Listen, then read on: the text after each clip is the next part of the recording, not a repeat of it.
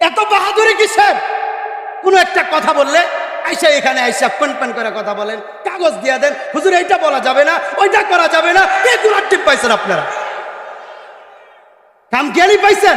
এগুলো একটা বদমাইশি, এরা ভাইরাল হওয়ার জন্য বক্তার সাথে কথা কয়। আমরা আর বুঝি না এগুলা, না আমরা ফিটার খাই এখনো না। আল্লাহ সহি বুঝদান করুন, বলেন আমিন। আপনার কোনো কথা বলার থাকলে আপনি কাগজে দেন, সরাসরি আপনি বলার অধিকার রাখেন না। আপনি সরাসরি কেন বলবেন? আপনি কাগজ দেন। যদি কোরআন হাদিস দিয়ে উত্তর দিতে না পারি তখন আপনি যা মন চায় তা বলবেন, কিন্তু এর আগে কোনো কথা বলার অধিকার আপনার নেই। কারণ দাওয়াত আপনাকে করে নাই, দাওয়াত আলেম উলামাকে করেছে। স্টেজে আলেম উলামা কথা বলবে, কোরআনের কথা বলবে।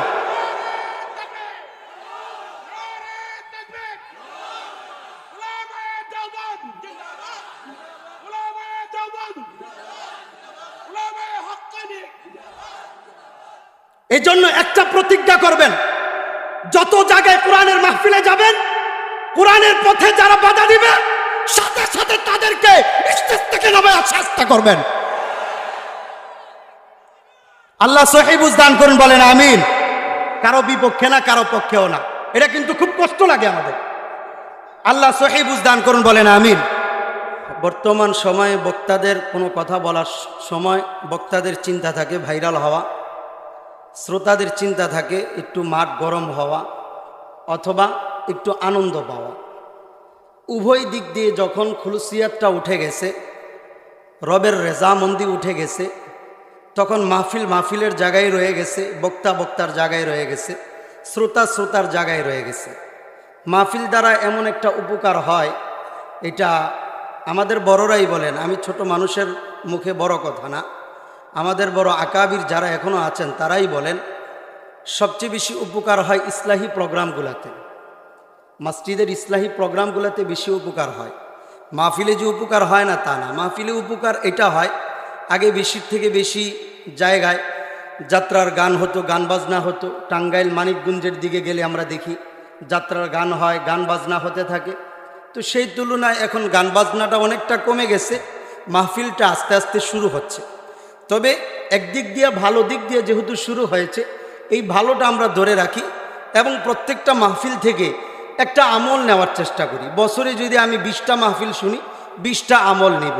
20টা আমল থেকে যদি 10টা আমলের উপর আমি দায়াম এবং কায়েম থাকি, তাহলে এই 10টা আমল, নবীর ওপর একটা হাদিস, আখলিস দীনাকা ইয়াকফিকাল আমালুল কলিল। আমার নিয়ত যদি খালেস থাকে, আমল যদি অল্প হয়, আমল অল্প না বেশি, আমল যদি অল্প হয়, তাহলে রব্বুল আলামিন এই অল্প আমলের বিনিময়ে আমাকে জান্নাতের মেহমান বানাই দিবেন। সুবহানাল্লাহ। এখানে অনেক আলেম উলামারা আছেন, এত এলমি আলোচনা করার মতো যোগ্যতা আমার নেই। বাকি যতটুকু যা বলবো কোরআন হাদিস থেকেই বলবো। নবী আলাইহিস সালামকে 2 জন ব্যক্তি সম্পর্কে জিজ্ঞাসা করা হয়েছে, ইয়া রাসূলুল্লাহ, একজন লোক নামাজ পড়ে, রোজা রাখে, যাকাত আদায় করে, সদকা নফল সদকা করে এবং অন্যান্য ইবাদতগুলো অনেক আছে সব করে, সাথে সে গুনাহও করে, সে উত্তম নাকি আরেকজন খালি তার ফরজ বিধানগুলো আদায় করে, ওয়াজিবাতগুলো আদায় করে, সুন্নতে মুআক্কাদাগুলো আদায় করে, নফল ইবাদত এত একটা করতে পারে না? না নফল রোজা, না নফল নামাজ, না ইশরাকের সালাত, না সালাতুল ইশরাক, না সালাতুল চাশত, না আপনার আউবিন নামাজ, না তাহাজ্জুদের নামাজ, কোনো ইবাদতই নফল ইবাদতের ধারে কাছে সে যেতে পারে না। বাকি ফরজ ওয়াজিবাত যেগুলো আছে, যে ইবাদতগুলো না করলে গুনাহ হবে, এই কাজগুলো সে করে, কিন্তু নফল এত একটা করতে পারে না। ইয়া রাসূলুল্লাহ, ওই 2 ব্যক্তির মধ্যে একজন আমল অনেক করে, তাহাজ্জুদ ছুটে না কিন্তু গুনাহ করে, আরেকজন নফলের ধারে কাছেও যায় না, ফরজ বিধানগুলো পালন করে কিন্তু গুনাহ করে না। নবী আপনি যদি বলতেন 2 ব্যক্তির মাঝে উত্তম কে, নবী আলাইহিস সালাম বলেন উত্তম হলো সে যে গুনাহ ছেড়ে দিয়েছে আমল অল্প করে। তাহলে নবীর এই হাদিস থেকে আমরা শিখলাম কি, বুঝলাম কি? নবী এটাই বুঝাতে চাচ্ছেন, আমার আমল অল্প হোক গুনাহ হবে না, আমল অল্প হোক গুনাহ হবে না, নফল না হোক গুনাহ করা যাবে না, গুনাহ যতই ছোট হোক করা যাবে না, নেকি যতই ছোট হোক ছাড়া যাবে না। তবে নফল নামাজ যদি করতে না পারি, তাহলে এটার জন্য জোর জবরদস্তি করা, কারো উপর প্রহার করা, কাউকে কোনো প্রেশার ক্রিয়েট করার অধিকার শরীয়ত কাউকে দেয় নাই।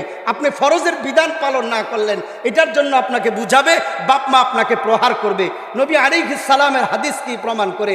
একটা বাচ্চার বয়স যখন 7 হয় নামাজের আদেশ করো, 10 হয় সামান্য কিছু প্রহার করো। কি কারণে? নফল পড়ার জন্য না ফরজের জন্য? নফল রোজার জন্য না ফরজ রোজার জন্য? নবী আলাইহিস সালাম এটাই বুঝাতে চান। আমল আমার অল্প হবে, আমল আমার অল্প হবে, গুনাহ হবে না। আমল আমার অনেক হবে, গুনাহ হবে। তাহলে একদিক দিয়ে গুনাহ করব, আরেক দিক দিয়ে আমল করব, ওই গুনাহ আমার আমলগুলা বরবাদ করে দিবে।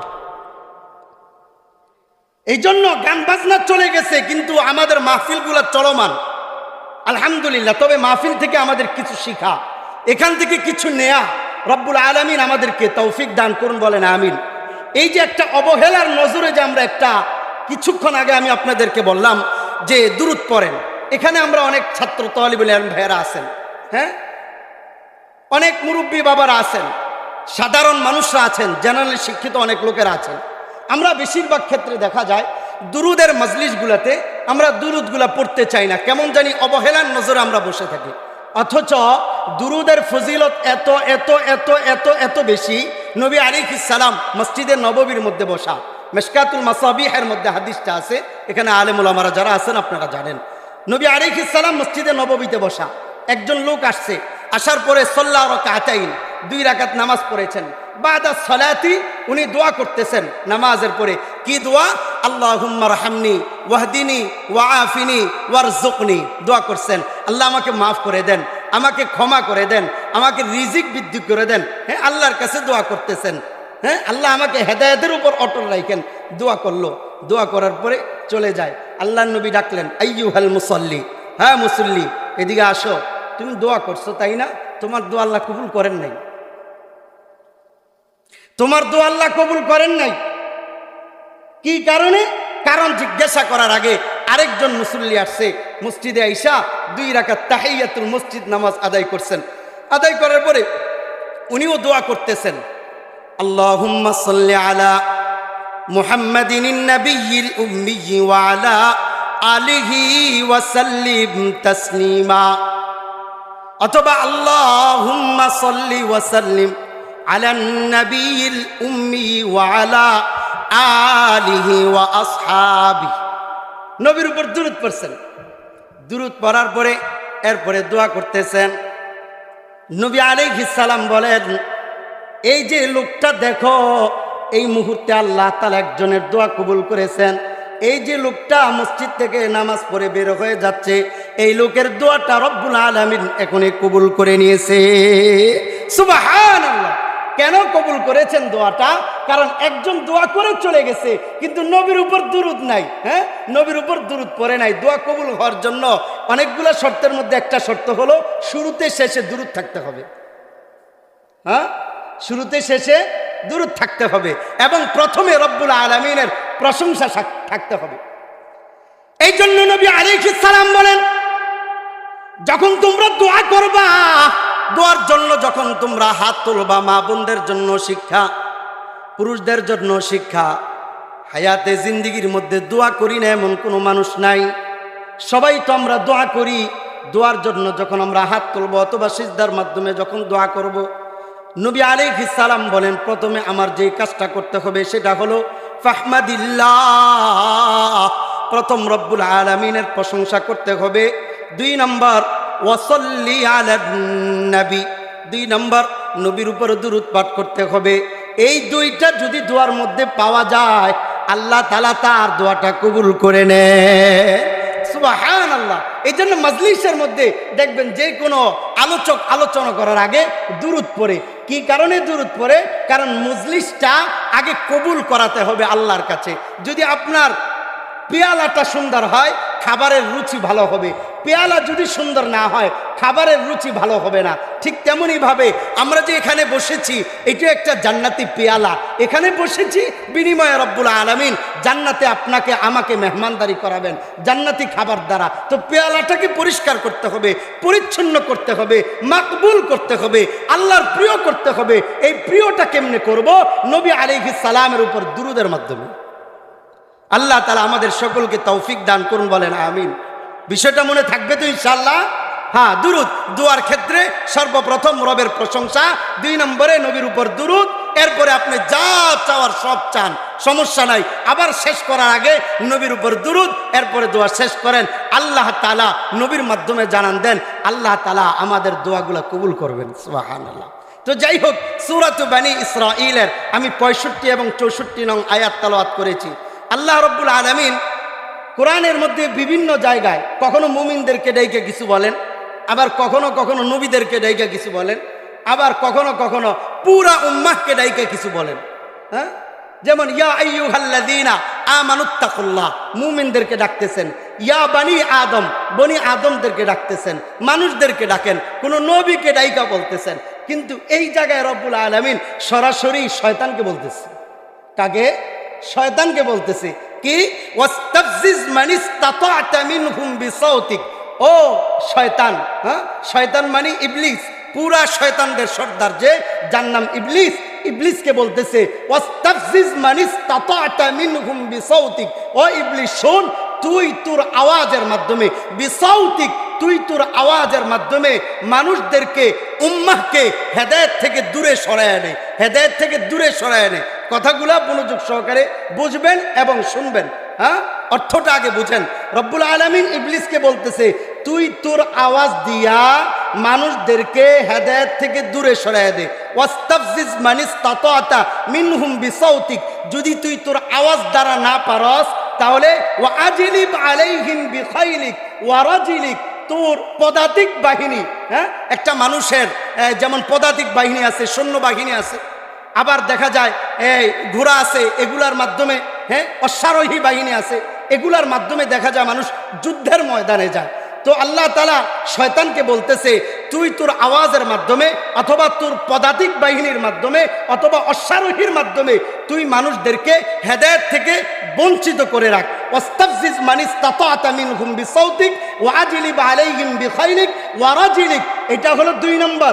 3 নম্বর হলো ওয়াশারিকহুম ফিল আমওয়াল, তুই মানুষদের সম্পদের মধ্যে শরিক হয়ে যা। ওয়াল আওলাদ, এবং মানুষদের সন্তানদের মধ্যে শরিক হয়ে যা। ওয়াইদুহুম, এবং মানুষদেরকে তুই প্রতিশ্রুতি দে। তবে রব্বুল আলামিন পরের অংশে বলতেছেন, এই শুনে রাখো, শয়তান তোমাদেরকে প্রতিশ্রুতি দিবে, শয়তানের প্রতিশ্রুতি কোনো ঠিক থাকবে না। হ্যাঁ, শয়তান তো প্রতিশ্রুতি দেয় মানুষদেরকে একটা, কাজ করে আরেকটা। শয়তান হলো প্রতারক, শয়তান হলো ধোঁকাবাজ। সুতরাং শয়তানের প্রতারণা শুই না, তোমরা ধোঁকার মধ্যে যাও না। তবে রব্বুল আলামিন পরের আয়াতে বলতেছেন, ইন্না ইবাদি লাইসা লাকা আলাইহিম সুলতান। তবে শোন, আমি তো এই আয়াতে বলছি মানুষদেরকে ধোঁকা দে, আওয়াজ দ্বারা হোক, তোর পদাতিক বাহিনী দ্বারা হোক, অশ্বারোহী বাহিনী দ্বারা হোক, অথবা তুই আমার বান্দাদের সম্পদের মধ্যে শরিক হ। ওয়াশারিকহুম ফিল আমওয়াল, অথবা ওয়াল আওলাদ, সন্তানের মধ্যে শরিক হ। 6 নম্বর, তাদের মধ্যে তুই প্রতিশ্রুতি দে। তবে আল্লাহ পরে বলে দিয়েছেন শয়তানের প্রতিশ্রুতি ঠিক না, এটা একটা ধোঁকা। পরের আয়াতের মধ্যে আল্লাহ বলেন, ইন্না ইবাদি লাইসা লাকা আলাইহিম সুলতান, আমার বান্দাদের মাঝে তুই, আমার বান্দাদের উপর তোর কোনো শক্তি আমি আল্লাহ দিব না। কোন বান্দা? যেই বান্দাটা হলো আমার প্রিয় বান্দা, যারা আমার কথায় চলে। ক্বালা ফাবিইজ্জাতিকা লাউগওয়িয়ান্নাহুম আজমাইন ইল্লা ইবাদাকা মিনহুমুল মুখলাসিন, আমার প্রিয় বান্দাদের উপর তোর কোনো ক্ষমতা নাই। এই জন্য দেখবেন শয়তানকে সবাই ধোঁকা দিতে পারে না, আর কারো কারো জন্য শয়তান ধোঁকা দেওয়ার প্রয়োজন হয় না, তারা নিজেরাই শয়তান হয়ে যায়। কথা ঠিক না বেটি? এই জন্য নবী আলাইহিস সালাম বলেন, ফাকিহুন ওয়াহিদুন আসাদ্দু আলা শাইতান মিন আলফি আবিদ, একজন আলেমকে ধোঁকা দেওয়া শয়তানের জন্য কতটুক কঠিন। নবী আলাইহিস সালাম বলেন, হাজার সাধারণ মানুষকে ধোঁকা দেওয়া যতটুকু না কঠিন, এর চেয়ে বেশি কঠিন হলো একজন আলেমকে ধোঁকা দেওয়া। এই জন্য নবী আলাইহিস সালাম বলতেছেন, আলেমদের পূর্বের বক্তাও এই কথাটাই বলে গেছেন, হায়াতে জিন্দিগিতে চলার পথে আমি আপনি, আমাদের সর্বপ্রথম কাজ হলো আলেমদের সান্নিধ্যে থাকা। একজন আলেমকে নিজের আকাবির মনে করে, নিজের ইসলাহি মুরব্বী মনে করে, এরপরে নিজের সামনে নিজের পথ চলা, নিজের জীবনটা সামনে বাড়ানো।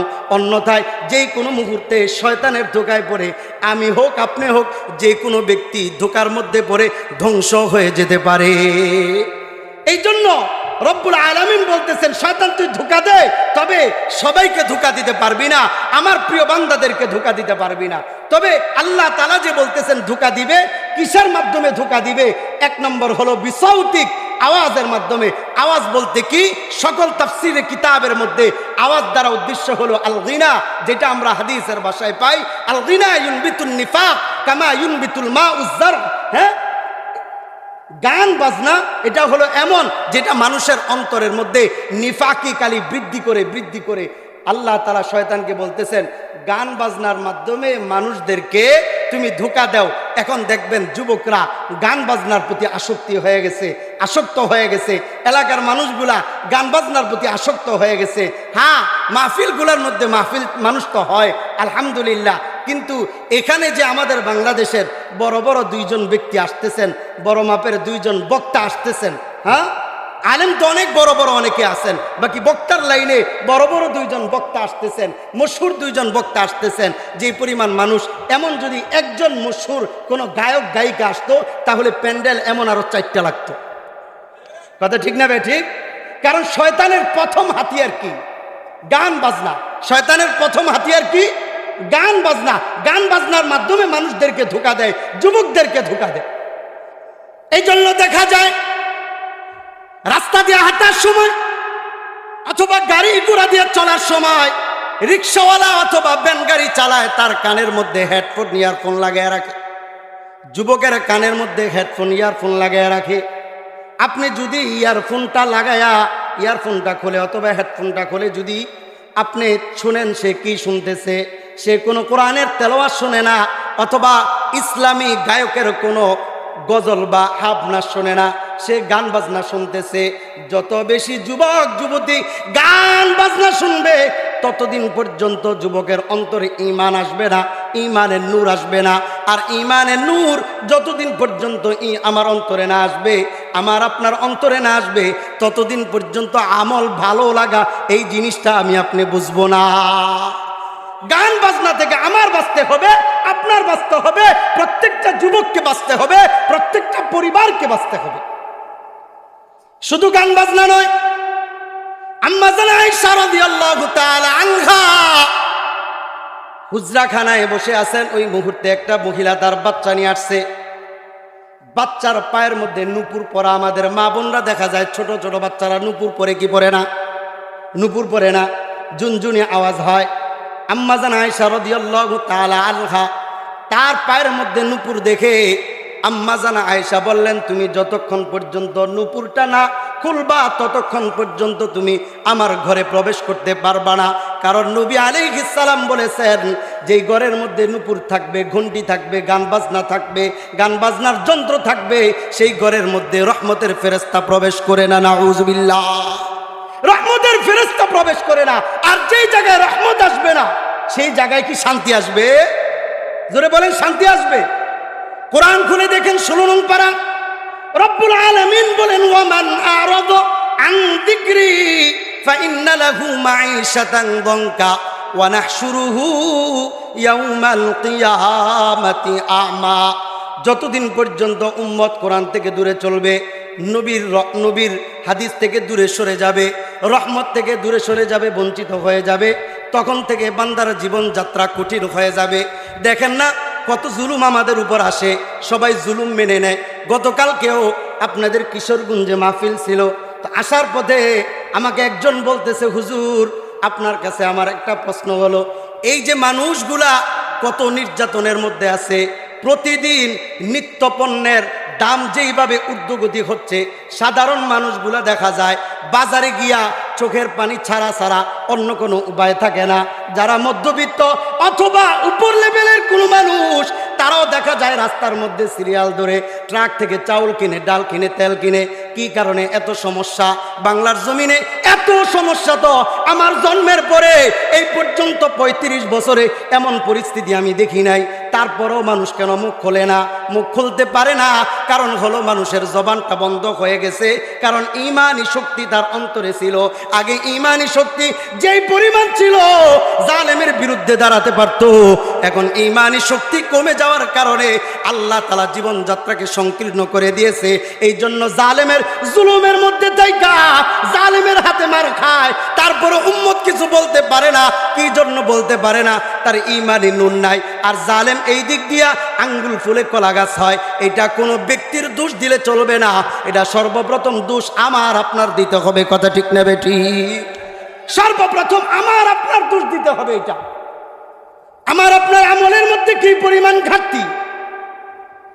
মুসলমান নিজের আমলের ঘাটতিগুলো দেখেন। আজকে রব্বুল আলামিন আমাকে আপনাকে এখানে বসাইছেন, বৈশা কোরআনের কিছু কথা বলতেছি, শুনতেছি।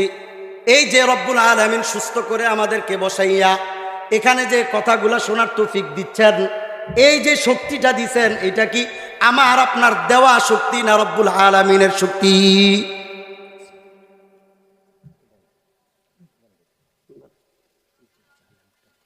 হ্যাঁ হ্যাঁ হ্যাঁ, অবশ্যই আমি দিব ইনশাল্লাহ। ইনশাল্লাহ দোনোটাই দিব ইনশাল্লাহ। হ্যাঁ ইনশাল্লাহ আমি সবই দিব ইনশাল্লাহ। তো যেটা বলতেছিলাম, এই যে বললাম যে অন্যায় জুলুম নির্যাতন যেগুলো হচ্ছে, এই জালেমের জুলুমের মধ্যে যে আমরা আছি, এটা আমাদের হাতের কামাই, আমাদের কর্মের ফসল। এদিকে আমার দিকে তাকান। আমাদের কর্মের ফসল।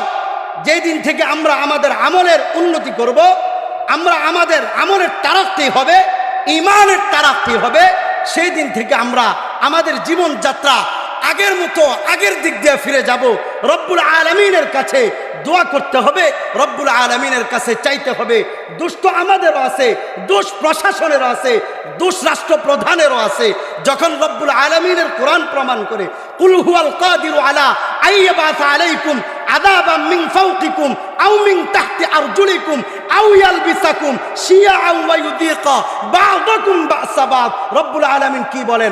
যখন আমি আপনি কোরআন থেকে দূরে চলে যাব, হাদিস থেকে দূরে চলে যাব, রব্বুল আলামিন তিন ধরনের আযাব দিবেন। এক ধরনের আযাব হলো কুল হুয়াল কাদিরু আলা আইয়াবাস আলাইকুম আযাবাম মিন ফাওকিকুম, উপর থেকে আযাব দিবেন। উপর থেকে আযাব হলো হয়তোবা আমাদেরকে পাথর বৃষ্টি দিবেন, এমন পরিমাণ বৃষ্টি হবে যেই সময় বৃষ্টির দরকার নাই, ওই বৃষ্টির দ্বারা প্লাবিত হয়ে যাবে। যখন বৃষ্টির প্রয়োজন তখন আসবে না। এটা একটা ব্যাখ্যা। মুফাসসিরিন আরেকটা ব্যাখ্যা দেন যে আমার আপনার কর্মের কারণে জালেম শাসক আমাদের উপর নির্ধারণ করে দিবে। এটা হলো একটা। আর আমি কোরআন হাদিস ছাড়া কোনো কথা নাই, তাফসীরের কিতাব খুলে দেখবেন।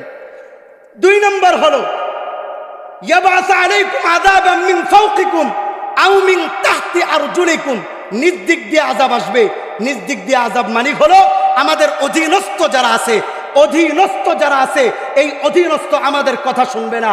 আমার সন্তান আমার কথা শোনে না, আমার বিবি আমার কথা শোনে না, আমার কর্মচারী আমার কথা শোনে না। কি কারণে শোনে না? আমি রব্বুল আলামিনের কথা শুনি না। যখন আমি আপনি রব্বুল আলামিনের কথা শুনবো, তখন আমি আপনার অধীনস্থ ব্যক্তি আমার কথা শুনবে। দুই নম্বর আযাব। তিন নম্বর আযাব হলো ওয়ায়ালবিসাকুম শিয়া, আমাদের পরস্পরের দলের মধ্যে দ্বন্দ্ব লাগাই দিবে। এই দল এই দলকে ভালোবাসবে না, এই নেতা এই নেতাকে ভালোবাসবে না, এই ব্যক্তি এই ব্যক্তিকে ভালোবাসবে না, ভাই ভাইয়ের মধ্যে দ্বন্দ্ব লেগে যাবে, পরিবার এক পরিবার আরেক পরিবারের মধ্যে দ্বন্দ্ব লেগে যাবে, এই প্রতিবেশী ওই প্রতিবেশীর সাথে দ্বন্দ্ব লেগে যাবে, এই এলাকার মানুষ ওই এলাকার মানুষের সাথে দ্বন্দ্ব লেগে যাবে। আমাদের এটা হচ্ছে কি হয় না? ভাই ভাইকে মারে, স্বামী স্ত্রীর কথা শোনে না, স্ত্রী স্বামীর কথা শোনে না, সন্তান বাবার কথা শোনে না, বাবা সন্তানের কথা শোনে না, সরকার জনগণের কথা শোনে না, জনগণ সরকারের কথা শোনে না। কারণ হলো কেউই আল্লাহর কথা শোনে না। যখন আমি আপনি আল্লাহর কথা শুনবো, তখন সব আমার অধীনে চলে আসবে। মাল্লাহুল মাওলা ফালাহুল কুল। যখন আমি আল্লাহর জন্য হয়ে যাব, সব আমার হয়ে যাবে। কথা ঠিক না ভাই? ঠিক। যখন আমি কোরআন থেকে দূরে চলে যাব, ওয়ামান আ'রাদা আন যিকরি ফাইন্না লাহু মাঈশাতান দনকা ওয়া নাহশুরুহু ইয়াওমাল কিয়ামাতি আমা।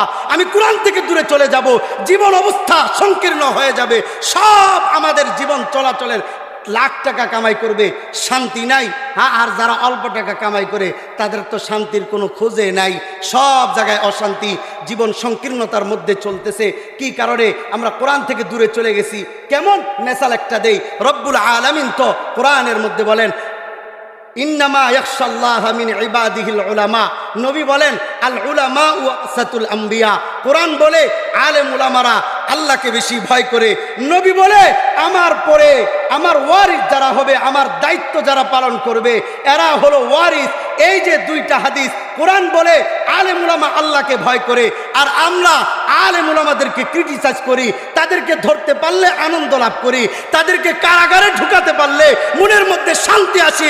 খোদার কসম, যতদিন পর্যন্ত দেশে আলেম উলামা কারাগারে থাকবে ততদিন পর্যন্ত শান্তি আসতে পারে না, পারে না।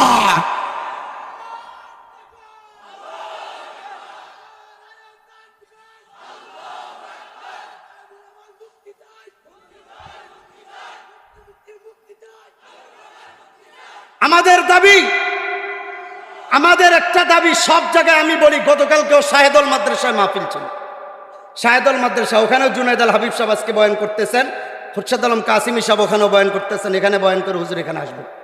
ওখানেও আমি বলেছি, প্রত্যেকটা জায়গায় বলেছি, আলহামদুলিল্লাহ আমাদের প্রধানমন্ত্রী আলেম উলামাদেরকে আস্তে আস্তে মুক্তি দিচ্ছেন। তবে যে আলেম উলামারা কারাগারে গেছে, চুরি করে, ডাকাতি করে, ছিনতাই করে কারাগারে যায় রে, কোরআনের কথা বলার কারণে গেছে, নবীদের সুন্নত পালন হচ্ছে। অনেক সাহাবীরাও গিয়েছেন। ওসমান রাদিয়াল্লাহু তাআলা আনহু যার মৃত্যু হয়েছে কারাগারের মধ্যে, কারাগারে যাওয়া খারাপ না। কেউ কারাগারে থাইকা তার জনপ্রিয়তা আকাশচুম্বী হয়, আর কেউ সিংহাসনে থাইকা তার সম্মান জুতার পায়ের নিচেও থাকে। এটা কার খেলা? কার খেলা এটা? আল্লাহর খেলা। এই জন্য কোনো ব্যক্তির উপরে, কোনো দলের উপরে, কোনো নেতার উপরে আঙ্গুল না উঠাইয়া আগে নিজের দিকে আঙ্গুল উঠাই, আগে নিজে চিন্তা করি আমি ভালো হয়েছি কিনা। আমি ভালো হব তো তখন আমার সন্তান ভালো হয়ে যাবে, আমি ভালো হব আমার মেয়ে ভালো হয়ে যাবে, আমি ভালো হব আমার স্বামী ভালো হয়ে যাবে, আমি ভালো হব আমার স্ত্রী ভালো হয়ে যাবে, আমি ভালো হব আমার সমাজের মানুষ ভালো হয়ে যাবে, আমি ভালো হব তো আল্লাহ তাআলা একজন মুসলিম শাসকের ব্যবস্থা করে দিবেন। আমি যখন খারাপ হব চতুর্মুখী আযাব আসবে, কিছুই বলার থাকবে না। আযাবের মধ্যে মার খাবো, তো মার খাবো, কোনো কথা বলতে পারবো না। এটা অন্যের দোষ দেওয়ার আগে নিজের দোষটা আগে দেওয়া দরকার।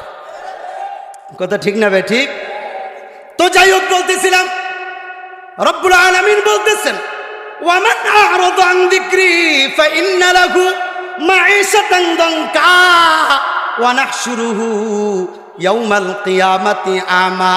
ও দুনিয়ার মুসলমান, তুমি যখন কোরআন থেকে দূরে চলে যাইবা তখন এক এক করে তোমার উপর খোদার গজব আসতে থাকবে, জীবন সংকীর্ণ হয়ে যাবে, জীবন চলাচলের মধ্যে কোনো মজা পাইবা না। তখন মনে হবে আহারে যদি বাইচা না থেকে মইরা যাইতাম এটাই ভালো হইতো। কি কারণে? আমি জীবিত থাকতে কোরআনের মধ্যে, কোরআনের সংস্পর্শে যাই নাই, হাদিসের সংস্পর্শে যাই নাই, আলেম উলামাদের সংস্পর্শে যাই নাই।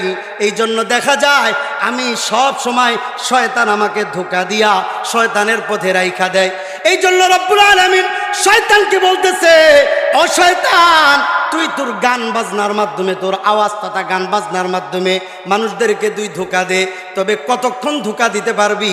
যারা তোর কথা শুনবে তাদেরকে ধোঁকা দিবি, তবে আমার প্রিয় বান্দাদেরকে তুই ধোঁকা দিতে পারবি না। 2 নম্বর, রব্বুল আলামিন বলে ওয়াস্তাফজিজ মান ইসতাতা'তা মিনহুম বিসাউতিক ওয়া আজলিব আলাইহিম বিখাইলিকা ওয়া রাজিলিকা ওয়া শারিকহুম ফিল আমওয়ালি ওয়াল আওলাদ। 2 নম্বর হলো রব্বুল আলামিন বলে, শোনো শোনো ওই শয়তান, তুই যদি পারস তাহলে তোর সৈন্যবাহিনী, পদাতিক বাহিনী, অশ্বারোহী বাহিনী দিয়া মানুষদেরকে তুই ধোঁকা দে, আক্রমণ কর। আক্রমণ করতে পারবি।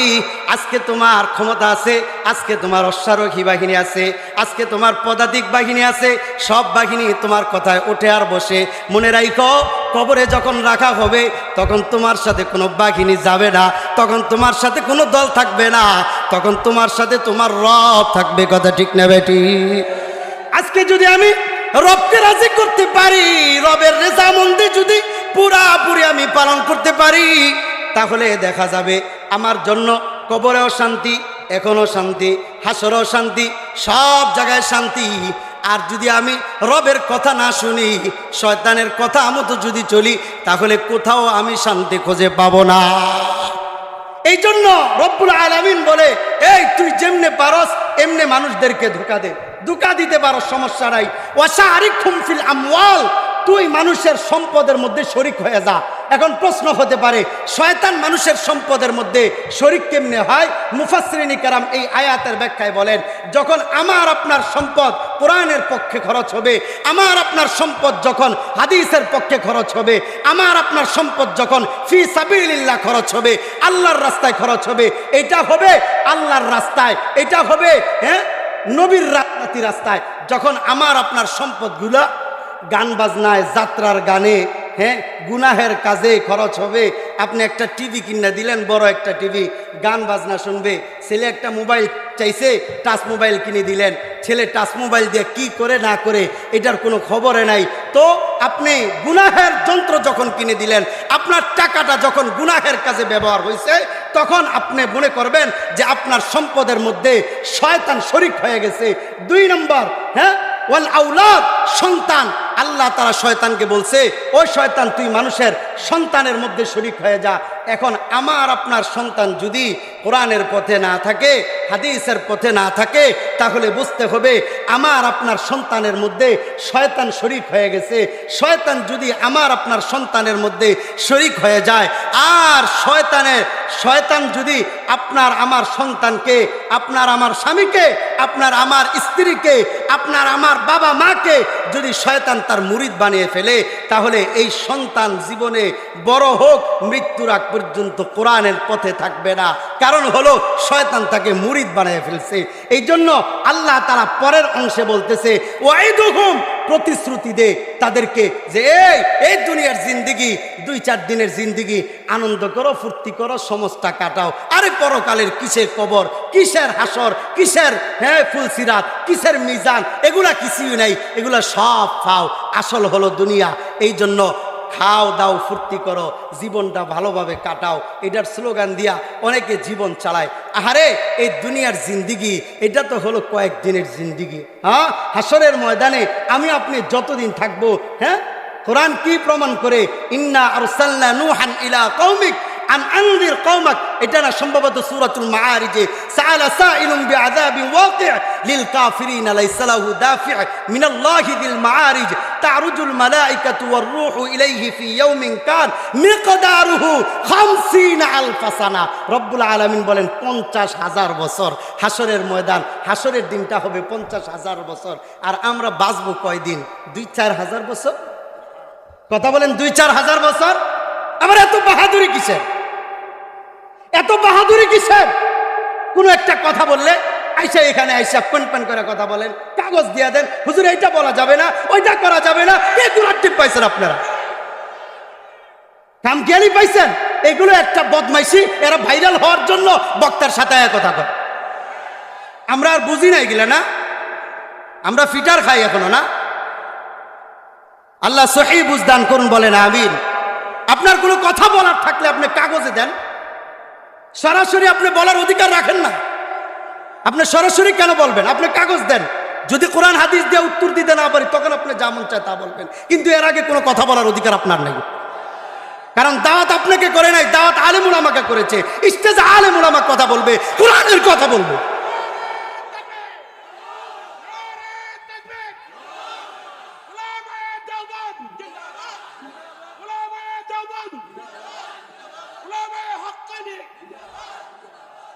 এই জন্য একটা প্রতিজ্ঞা করবেন, যত জায়গায় কোরআনের মাহফিলে যাবেন, কোরআনের পথে যারা বাধা দিবে, সাথে সাথে তাদেরকে স্টেজ থেকে নামে শাস্তি করবেন।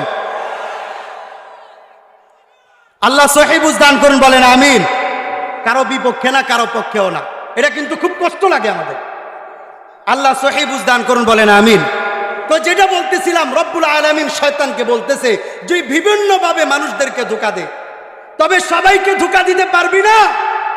যারা মুমিন তাদেরকে ধোঁকা দিতে পারবি না। যারা মুমিন নামের মুনাফিক হবে উবাই ইবনে খালাফ হবে, আবু জাহেল উতবা সাইবা হবে, তাদেরকে ধোঁকা দিতে পারবি, কারণ তারা নবী দেখাও ঈমান নসিব হয় নাই। অনেক আছে আলেম ওলামা দেখা কোরআনের প্রতি দরদ জাগে না, তখন বুঝতে হবে তাদের মোহর মেরে দেওয়া হয়েছে, মোহর এঁটে দেওয়া হয়েছে, ঈমান নসিব হওয়া খুব দূরের ব্যাপার। আল্লাহ সহিহ বুঝ দান করুন, বলেন আমিন। তো বলতেছিলাম রব্বুল আলামিন বলতেছেন, ও শয়তান তুই তোর আওয়াজের মাধ্যমে মানুষদেরকে ধোঁকা দে। আওয়াজ মানে হলো বিসৌতিক আই আলগিনা, গানের মাধ্যমে ধোঁকা দে। নবী আলাইহিস সালাম বলেন গান বাজনা কেমন? নবী আলাইহিস সালাম বলেন ক্বালা রাসূলুল্লাহি সাল্লাল্লাহু আলাইহি ওয়াসাল্লাম সাউতান মালউনান ফিদ দুনিয়া ওয়াল আখিরা। নবী আলাইহিস সালাম বলেন দুইটা আওয়াজ এমন আছে যে আওয়াজটা দুনিয়া আখিরাতে উভয় জায়গায় অভিশপ্ত। এক নম্বর হলো মিজমারুন ইনদা নিয়ামা, আনন্দে থাইকা খুশিতে থাইকা বিয়ার অনুষ্ঠানে অথবা নিজের কোনো স্কুলের অনুষ্ঠানে অথবা নিজের কোনো ব্যক্তিগত অনুষ্ঠানে ডেক সেট বাজায়া বড় জোর আওয়াজে গান বাজনা ছাড়া অথবা আনন্দিত হইয়া কোনো নায়ক নায়িকার গান বাজনা কানে তুমি শুনবা। আরে শোনো, তুমি যখন গান শুনতেছ ওই মুহূর্তে যদি মালাকুল মউত চলে আসে, খোদার কসম এই গান বাজনার কারণে আল্লাহর অভিশাপ থাকার কারণে ঈমান নসিব না হওয়ার সম্ভাবনাই বেশি। দুই নম্বর হলো নবী আলাইহিস সালাম বলেন ওয়ারান্নাতুন ইনদাল মুসিবা, বিপদ যখন চলে আসবে, বিপদ আসার পরে তুমি যখন হায় আফসোস করবা, বিলাপ করবা, এটাও শরীয়ত পছন্দ করে না। আমাদের মা বোনদেরকে দেখা যায় যখন স্বামী মারা যায় বিলাপ করে, সন্তান মারা যায় বিলাপ করে, বাড়ি পুড়ে যায় বিলাপ করে, গাড়ি পুড়ে যায় বিলাপ করে, ব্যবসায় লস হয়েছে বিলাপ করে। না না না, এই যে ফিলিস্তিনের মুসলমানরা জালেমদের হাতে কত মার খায়। গত কয়েকদিন আগে একটা ভিডিও দেখেছি, এক মা তার স্বামী যখন দুনিয়া থেকে বিদায় নেওয়ার চলে গেছে, নিজে হসপিটাল থেকে নিজের স্বামীর লাশটা দেখার জন্য গেছে, নিজের সন্তানকে হসপিটালে রাইখা, আল শিফা হসপিটালে রাইখা নিজের স্বামীর মরদেহটা দেখার জন্য যাচ্ছে। সাংবাদিক আইসা জিজ্ঞাসা করে, ও মা আপনার অনুভূতিটা কি? আপনার দুইজন অভিভাবক ছিল, এক হলো আপনার সন্তান, আরেক হলো আপনার স্বামী। আপনার স্বামী দুনিয়া থেকে বিদায় নিয়ে চলে গেছে জালেমের হাতে মার খায়া, আরেকজন আছে আপনার সন্তান মুমূর্ষ অবস্থায় হসপিটালে আছে। আপনার অনুভূতিটা কি? ও মা চোখের পানি ছাড়ছে ঠিকই, কিন্তু মুখে হাসি ফুটাইয়া একটা কথা বলতেছে, এটা তো আমার সৌভাগ্য, এটা তো আমার কপাল ভালো, আমার স্বামী আমার আগে জান্নাতের মেহমান হয়ে গেছে। ও দুনিয়ার মুসলমান, আল্লামা হাফিজ শামসুদ্দিন আয-যাহাবী রাহমাতুল্লাহি আলাইহি ওনার কিতাবের মধ্যে লেখে, এক মা তার স্বামী মারা গেছে, স্বামী মারা যাওয়ার পরে যুদ্ধের ময়দানে শাহাদাত বরণ করেছে। শাহাদাত বরণ করার পরে যখন তাকে মাটি দেওয়া হয়ে গেছে, কিছুদিন পরে ওই মা তার স্বামীকে স্বপ্ন দেখে জিজ্ঞাসা করে, আল্লাহ তোমার সাথে কেমন আচরণ করেছে? ওই মুহূর্তে স্বামী, কবরবাসী স্বামী বলতেছে, আহারে আমি যখন কবরে গেছি রব্বুল আলামিন জান্নাতি ফেরেশতা পাঠাইয়া আমার কবরটাকে জান্নাতের বাগান বানায় দিছে। আর আমার রূহটা সাধারণ কোনো মানুষের রূহ না। হাদিসের কিতাবের মধ্যে আসছে, কোরআনের মধ্যে আসছে, কোনো মানুষ যখন শহীদ হয়ে যায়, শহীদি ব্যক্তিকে যখন কবরে রাখা হয়, কবরে রাখার পরে তার রূহটা আল্লাহ তাআলা চড়ুই পাখির আকার দিয়া আরশের নিচে বাসা বানাইয়া এরপরে রেখে দেন। দুনিয়ার মধ্যে সকাল সন্ধ্যা তাদেরকে কবরের মধ্যে পাঠান, আমল করে এরপরে আবার উপরে চলে যায়। এই জন্য নবী আলাইহিস সালাম বলে, যারা শাহাদাত বরণ করবে তাদের কবরের মধ্যে জান্নাতি রিজিক দেয়া হয়। ওই মা বলতেছে, তুমি আল্লাহর তৈরিকৃত জান্নাতের মেহমান হইছ, জান্নাতি মেহমান হইছ। আল্লাহ কি খানা দিছে? আল্লাহ দুধের নহর দিছে, আল্লাহ মধুর নহর দিছে, অনেক খাবার দিছে, তুমি খাইবা নাকি? তখন স্ত্রী বলতেছে, যদি দাও খাইতে কোনো বাধা নাই। দুধের নহর থেকে এক পেয়ালা দুধ নিছে, এক পেয়ালা দুধ নিয়া ওই স্বামীকে পান করাইছে, স্বামী স্ত্রীকে স্বপ্ন যোগে পান করাইছে। কিতাবের মধ্যে লেখে 40 বছর ওই স্বপ্ন দেখার পরে মহিলা 40 বছর দুনিয়াতে বেঁচে ছিল, 40 বছর দুনিয়ার কোনো খাবার খেতে হয় না। সুবহানাল্লাহ, 40 বছর কোনো খাবার খাইতে হয় নাই। হ্যাঁ, মানুষ তাকে দেখতে আসতো, আরে স্বপ্ন যোগে জান্নাতি খাবার খাইছো, এতে করে তোমার 40 বছর কোনো খানা খাইতে হয় নাই, স্বাভাবিক। আরে স্বপ্ন যোগে নবীর জান্নাতি হার করতে হয় নাই। আল্লাহু আকবার, আল্লাহ। হ্যাঁ, নবী আলাইহিস সালামের বরকত। মুসলমান, এই নবী বলতেছে সাউতানি মালউনান, দুইটা শব্দ এমন আছে, দুইটা আওয়াজ এমন আছে যেই আওয়াজটা আল্লাহর কাছে অভিশপ্ত। 1 নম্বর মিজমারুন ইনদা নি'মা, খুশিতে দাইকা গান বাজনা শোনা। ও যুবক, তোমার দুইটা পায়ে ধরি, দুইটা তোমার হাতে ধরি, একটা অনুরোধ করে যাই, যুবক তুমি গান শুনো না, দেখবা আমলের তুমি মজা পাইবা। গান শোনো, এই জন্য তোমার আমল ভালো লাগে না, নামাজ ভালো লাগে না, সত্য কথা ভালো লাগে না, বেগানা নারীর সাথে তুমি লিপ্ত হয়ে যাও, কারণ গান বাজনার কারণে অন্তরের মধ্যে তোমার নিফাকি চলে আসছে, এই জন্য তোমার ভালো লাগে না। এই জন্য গান বাজনা যুবক ছেড়ে দিবে, যুবকের মা ছেড়ে দিবে, যুবকের বাবা ছেড়ে দিবে, আমরা ছেড়ে দিব। পারবো তো ইনশাআল্লাহ? হ্যাঁ, সকলে পারবো তো ইনশাআল্লাহ? 2 নম্বর হলো ওয়ারান্নাতুন ইনদা মুসিবা, বিপদের সময় বিলাপ করা যাবে না। নবী আলাইহিস সালাম তার সন্তান ইব্রাহিম যখন মৃত্যু হয়ে গেছে, দুগ্ধবশী শিশু, যেই শিশুটা ইব্রাহিম দুধ পান করতেছে, একটা মহিলার কাছে দিয়ে দিছে দুধ পান করার জন্য। ইব্রাহিম দুধ পান করে 2 বছর হওয়ার আগে ইব্রাহিমের ইন্তেকাল হয়ে গেছে। নবী আলাইহিস সালামের সন্তান নবী যখন গেছে ইব্রাহিমকে দেখার জন্য, গিয়া দেখে ইব্রাহিমের মনে হয় মৃত্যু হয়ে যাবে, মুমূর্ষ অবস্থায় আছে। নবী অনেক আদর কইরা, মায়া কইরা, মোহাব্বত কইরা ইব্রাহিমকে কোলে নিছে। কোলে নেওয়ার পরে নবীর কোলের মধ্যেই নবীর সন্তান ইব্রাহিমের ইন্তেকাল হয়ে গেছে। ইন্তেকাল হয়ে যাওয়ার পরে নবী আলাইহিস সালাম চোখের পানি ছাইরা কান্না করে। সাহাবীরা জিজ্ঞাসা করে, ইয়া রাসূলুল্লাহ, আপনারা বলছেন কোন মৃত ব্যক্তির জন্য বিলাপ করা যাবে না। নবী বললেন, আমি তো সত্যই বলছি, আমি তো বলি নাই কান্না করা যাবে না। চোখের পানি চলবে, চোখের পানি বের হবে, কিন্তু মুখ দিয়া কোনো আওয়াজ বের হবে না। এই জন্য কোনো বিলাপ করা যাবে না।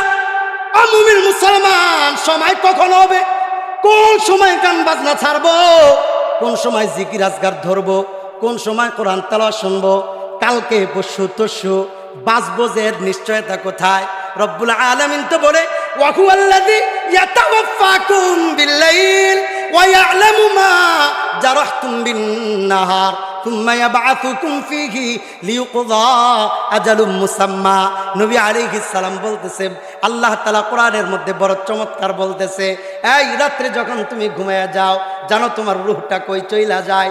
রূহটা আমি আল্লাহর কাছে নিয়ে আসে। ওয়া ইয়া'লামু মা জারাহতুম বিন-নাহার, আমি জানি আগামীকালকে তুমি কি করবা। তারপরও আমি আল্লাহ তোমাকে ওয়ায়াবাসুকুম ফি, আবার তোমাকে ঘুম থেকে ওঠার সময় রূহটা দিয়া দেই। কি জন্য? লিইউকযা আজালুম মুসাম্মা, ঘুমের আগে যেই গুনাহগুলা করছো, ঘুম থেকে উইঠা আমি আল্লাহর দেওয়া রূহটা পাইয়া নিয়ামতের শুকরিয়া আদায় করাতে তুমি গুনাহ থেকে বাইচা নতুনভাবে জীবন তুমি শুরু করবা। এই জন্য আমি আল্লাহ প্রতিদিন তোমাকে রূহটা নিয়ে যাই, আবার রূহটা দিয়ে দেই। আমি আল্লাহ জানি তুমি কি করবা, তারপরেও দেই এই আশায় তুমি ভালো হয়ে যাইবা, নামাজি হয়ে যাইবা, তুমি গান চাইরা দিবা, জিকির করবা, কোরআন তেলাওয়াত করবা। কারণ হলো তুমি বুঝো নাই, এই জন্য তুমি গুনাহ করতেছ। আহারে, আজকে না কালকে, কালকে না পরশু, পরশু না তরশু, এভাবে করে যদি নিজের জীবনটা শেষ করে দেই, মালাকুল মউত কখন আসবে আমি আপনি জানি নাকি? আরে জানি, আমরা জানি, আমিও জানি না, আপনিও জানেন না। আল্লাহর নবীর জামানায় একজন আল্লাহর বান্দা মুসলমান হয়েছে, যেই মুসলমানের নাম হলো আবু আব্দুল্লাহ মুসলমান হয়েছে। যেই সাহাবীর মাধ্যমে মুসলমান হয়েছে, ওই সাহাবী আল্লাহর নবীর কাছে এসে বলে, ইয়া রাসূলুল্লাহ, কিছু আমল দিয়া দেন, যে আমলের গুলা গিয়া এলাকায় মানুষের কাছে বলবো এবং মানুষদেরকে দাওয়াত দিব, মানুষ আমাদের কথা শুইনা মানবে।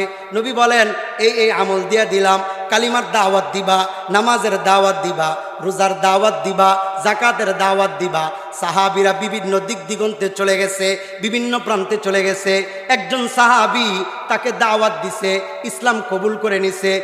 সেই ব্যক্তিটার নাম হলো আবু আব্দুল্লাহ। সাহাবী কাকে বলে এটা আগে বলে নেই, তাহলে বুঝতে সহজ হবে।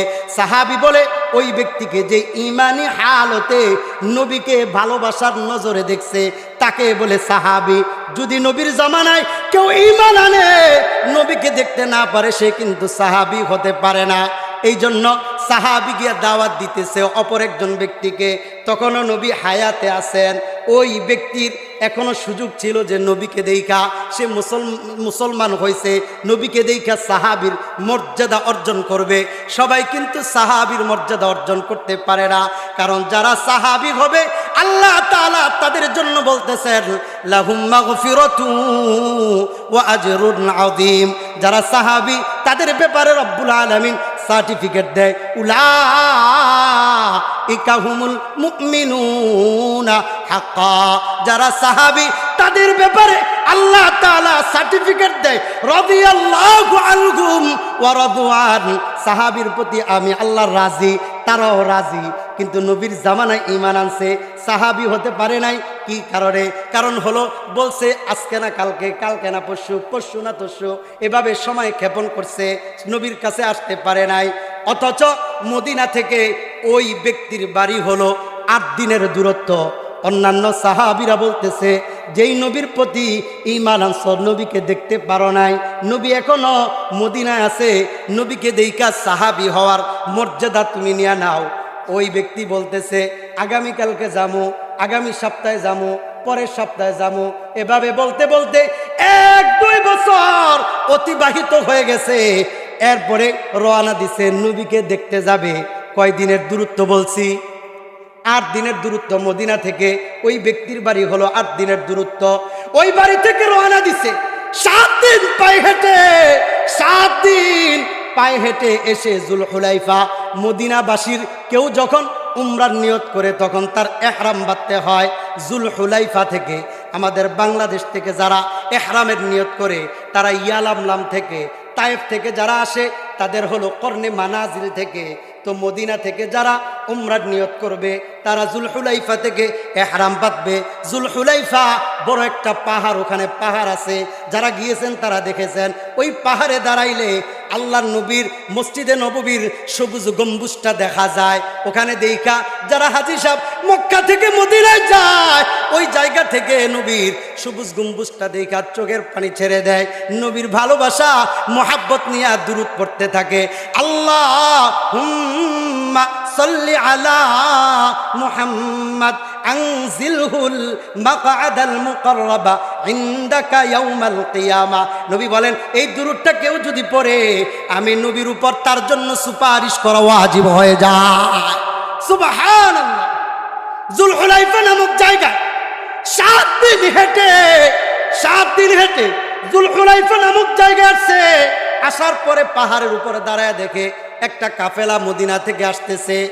মনে করছে ওই কাফেলাটা নবীর কাছ থেকে কোনো দাওয়াত নিয়ে আসছে। খুশি হয়েছে, আনন্দিত হয়েছে। কাফেলার লোকদের দিকে তাকায় দেখে সবার চোখের মধ্যে পানি, মনটা ভালো না, ভারাক্রান্ত হৃদয় নিয়ে আসতেছে। জিজ্ঞাসা করছে তোমরা কোথা থেকে আসছো? বলতেছে মদিনা থেকে আসছি। নবীর দাওয়াত নিয়ে আসছো? না, নবীর দাওয়াত নিয়ে আসি নাই। তাহলে কেন আসছো? আজকে আসছি, আজকে অন্যদিন নবীর দাওয়াত নিয়ে আসতাম, আজকে আসছি অন্য একটা কাজ করে। সেটা কি? নবী আলাইহিস সালাম কিছুক্ষণ আগে দুনিয়া থেকে বিদায় নিয়ে চলে গেছে। নবী আলাইহিস সালাম দুনিয়া থেকে বিদায় নিয়ে চলে গেছে। নবী আলাইহিস সালামের দাফন কার্য সম্পাদন করে আমরা আসলাম।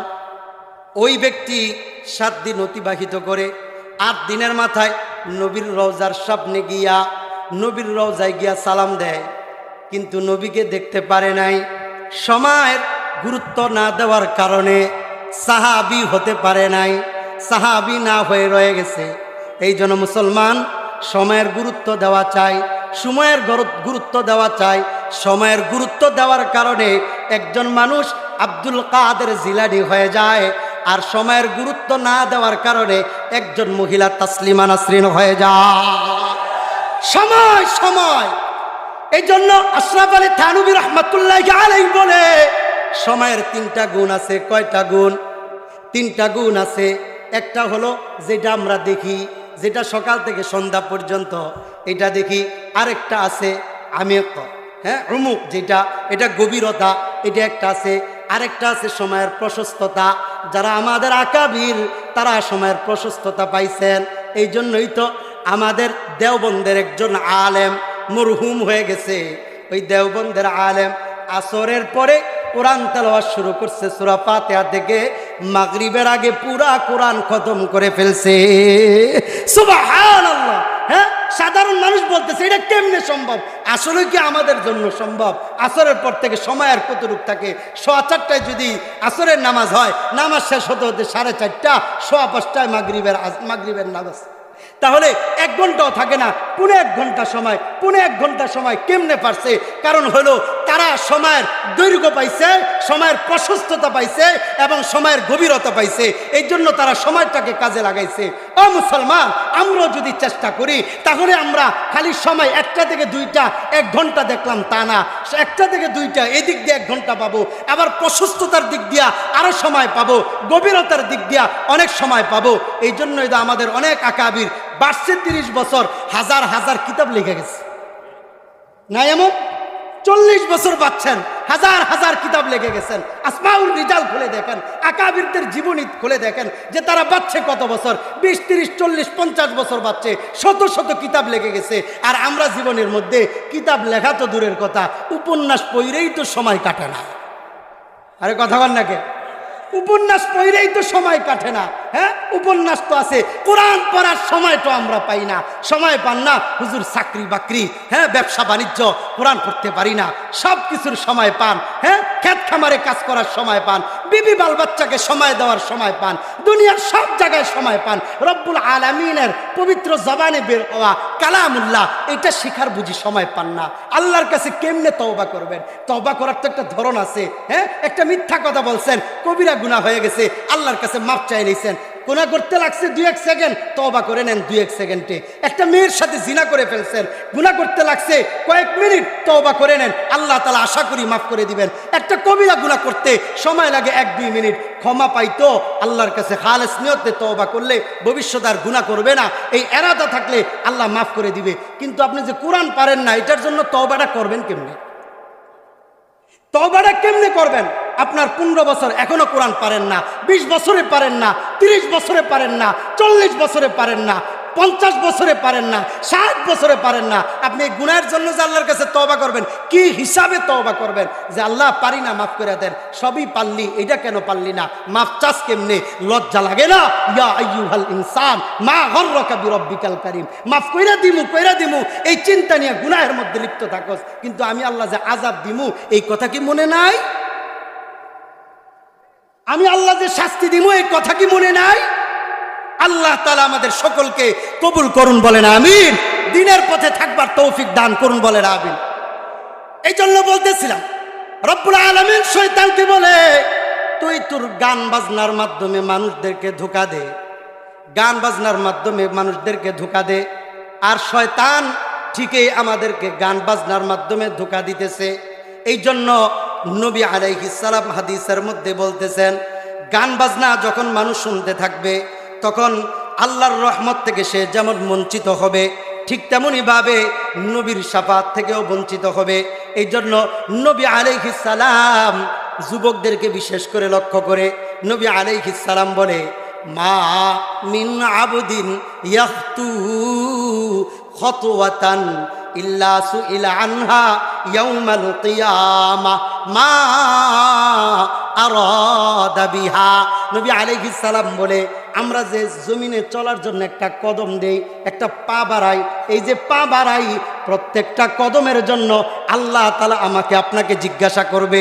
আল্লাহ বলবেন, মা আরাদা বিহা, এই কদমটা যে ফালাইছস কোন ইচ্ছায়, কার সন্তুষ্টির জন্য, কার জন্য তুই তোর কদমটা ফালাইছস? আমি আল্লাহকে পাওয়ার জন্য না কোনো নেতাকে পাওয়ার জন্য? যদি নেতাকে পাওয়ার জন্য কদম ফালাও, সামনে নির্বাচন আসতেছে, বেশি থেকে বেশি টুস বিস্কিট আর চা পাইবা। আর আমি আল্লাহকে পাওয়ার জন্য যদি কদম ফালাও, আমি আল্লাহ তোমাকে জান্নাতের মেহমান বানায় দিব। কথা ঠিক না বেটি? হ্যাঁ, আমি আল্লাহকে পাওয়ার জন্য তুমি কদম ফালাও। এই জন্য রব্বুল আলামিন কোরআনের মধ্যে বলে, ওয়াদারিল্লাযীনা ইত্তাখাযু দীনাহুম লাইবান ওয়া লাহওয়া, যারা ওই ব্যক্তিদেরকে ছেড়ে দাও যারা তাদের দিন ধর্মকে খেলাধুলার বস্তু বানাইছে, এদের সাথে তুমি চলো না, বরং ওই ব্যক্তিদের সাথে চলো না যারা কোরআন হাদিসের পথে চলে না, তাদের বন্ধু বানায়ও না। যারা নামাজ পড়ে না, যারা রোজা রাখে না, তাদেরকে বন্ধু বানায়ও না। যারা কোরআন হাদিসকে পছন্দ করে না, তাদেরকে বন্ধু বানায়ও না। যারা গান বাজনা শোনে, তাদেরকে বন্ধু বানায়ও না। বন্ধু যদি বানাতে চাও, নামাজিকে বন্ধু বানাও। বন্ধু যদি বানাতে চাও, কোনো আলেমকে বন্ধু বানাও। বন্ধু যদি বানাতে চাও, কোনো তাহাজ্জুদ গুজারকে বন্ধু বানাও। বন্ধু যদি বানাতে চাও, কোনো আল্লাহওয়ালাকে বন্ধু বানাও। যদি গান বাজনা শোনে অথবা নাফরমানকে বন্ধু বানাও, তাহলে সে বলবে এ নতুন একটা সিনেমা আসছে, দেখছনি? কথা বলেন না কেন? নতুন একটা নাটক ছাড়ছে, দেখছনি? আর নেককার বন্ধু যদি হয়, সে দেখা হলে বলবে ফজরের নামাজ পড়ছনি? হ্যাঁ, কোরআন তেলাওয়াত করছনি? তাহাজ্জুদ নামাজ পড়ছনি? আল্লাহকে ডাকছনি? আল্লাহকে ডাইকা আমল নামাটা ভারী করছনি? এই জন্য আল্লাহ তাআলা কোরআনের মধ্যে বলে, ফাআম্মা মান থাকুলাত মাওয়াজিনু ফাহুয়া ফি ঈশাতির রাদিয়া ওয়া আম্মা মান খাফফাত মাওয়াজিনু ফাউম্মুহু হাওিয়া। আল্লাহ তাআলা বলে, যদি আমল নামাটা ভারী করতে হয়, তাহলে বেহুদাদের সাথে বৈশা বেহুদা কথায় লিপ্ত হয় না, গুনাহগারদের সাথে বৈশা গুনাহের কথায় লিপ্ত হয় না। কারণ আমল নামা যদি ভারী না হয়, তাহলে কিন্তু হাসরের ময়দানে মিজানের পাল্লা হালকা হয়ে যাবে। আর মিজানের পাল্লা যদি হালকা হয়, পরকালে কপালে খারাপ বিচারা কিছু হবে না। আর আমলের পাল্লা যদি ভারী করা যায়, মিজানের পাল্লা যদি ভারী করা যায়, রব্বুল আলামিন কোরআনের মধ্যে বলে, ফাআম্মা মান সাকুলাত মাওয়াজিনু ফাহুয়া ফি ঈশাতির রাদিয়া। যদি আমল নামার পাল্লা ভারী হয়ে যায়, মিজানের পাল্লা ভারী হয়ে যায়, বিনিময়ে রব্বুল আলামিন আমাকে আপনাকে জান্নাতের মেহমান বানায় দিবে। সুবহানাল্লাহ। মিজানের পাল্লা ভারী করার জন্য নিজের জীবন দিছে তো দিছে, সাথে সাথে নিজের ধন সম্পত্তি দিয়ে দিছে। সুবহানাল্লাহ কইবেন না? আল্লাহু আকবার, আল্লাহু আকবার। কিতাবের মধ্যে লেখা হয়, আল্লাহর নবীর একজন সাহাবী, যেই সাহাবীর নাম হলো আবু দাহদা রাদিয়াল্লাহু তাআলা আনহু, মজলিসের মধ্যে বসা আরেকজন সাহাবী আসছে নবীর কাছে, এসা বলতেছে, ইয়া রাসূলুল্লাহ, ইয়া হাবিবাল্লাহ, আমি যেই বাড়িতে বাস করি, পাশের বাড়িতে আমার অপর একটা দূরাত্মীয়ের একজন ভাই বাস করে। ওই ভাইয়ের বাড়িতে একটা খেজুর গাছ আছে। ওই খেজুর গাছের একটা ডাল আমার বাড়ির উপরে পড়ছে। ওই ডালের মধ্যে খেজুর ধরছে। বাতাসে যখন খেজুর আমার বাড়ির মধ্যে পড়ে যায়, আমার সন্তানরা টোকায় টোকায় খায়। আর ওই খেজুরের মালিক আমার বাপ মা তোলে সন্তানকে গালিগালাজ করে। ইয়া রাসূলুল্লাহ, ইয়া হাবিবাল্লাহ, আমার তো এমন কোনো সামর্থ্য নাই, টাকা নাই, পয়সা নাই যে আমি একটা খেজুরের গাছ কিনবো, খেজুর গাছ কিনা খেজুর লাগাবো এবং সেই পর্যন্ত সন্তানরা অপেক্ষা করবে। ইয়া রাসূলুল্লাহ, ইয়া হাবিবাল্লাহ, আপনি যদি তাকে একটু অনুরোধ করতেন সে যেন আমাকে গালিগালাজ না করে। হ্যাঁ, আমাদের সমাজেও কিছু মানুষ আছে, কারো ঘরের পাশে যদি বৃষ্টির চালের পানি পড়ে, তাহলে বাপ মা তুলা গালিগালাজ শুরু করে দেয়। আরে কথা ঠিক না বেঠিক? কারো ক্ষেতের মধ্যে যদি গরু ছাগল, অন্যের গরু ছাগল চলে যায়, বাপ মা তুলা গালিগালাজ শুরু করে দেয়। কোনো একটা ত্রুটি হয়েছে তো গালিগালাজ শুরু করে দিছে। গালিগালাজ ভালো না, এটা মুমিনদের আলামত না, এটা মুনাফিকদের আলামত। মুমিন কখনো গালি দিতে পারে না। নবী বলেন, মুমিন কখনো গালি দিতে পারে না, মুমিন কখনো ফাহিশা কথা বলতে পারে না, মুমিন কখনো কাজ্জাব হতে পারে না, মিথ্যাবাদী হতে পারে না। নবী আলাইহিস সালাম বললেন, আচ্ছা তাকে ডেকে আনো। ডেকে আনছে। ডেকে আনার পরে নবী বলতেছেন, এই তোমার খেজুর গাছের একটা ডাল তোমার ভাইয়ের বাড়ির উপরে আছে, এখান থেকে খেজুর পড়ে, খেজুর পড়ার কারণে তার সন্তানরা খেজুর খায়, তুমি গালিগালাজ করো। তোমার কাছে আমার একটা অনুরোধ, তোমার কাছে আমি খেজুর গাছটা চাই, তুমি খেজুর গাছটা আমাকে দিয়া দাও। ওই সাহাবী বলতেছে, আমার একটা মাত্র খেজুর গাছ। সাহাবী না, মুনাফিক।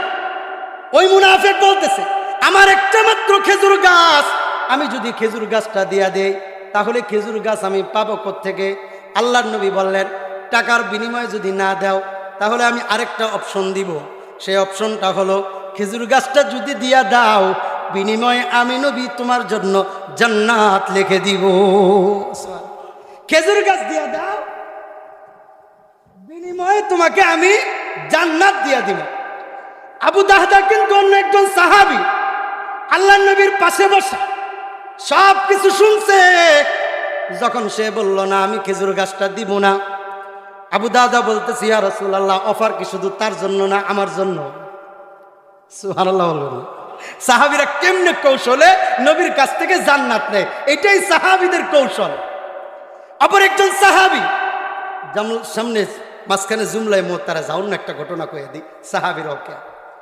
অন্য একজন সাহাবী আল্লাহর নবীর তাহাজ্জুদ নামাজের জন্য ঘুম থেকে যখন উঠছে, উঠার পরে নবীর উজু করার জন্য একটা কৌটার মধ্যে, বদনার মধ্যে পানি নিয়ে আসছে, নবীকে উজু করাই দিছে।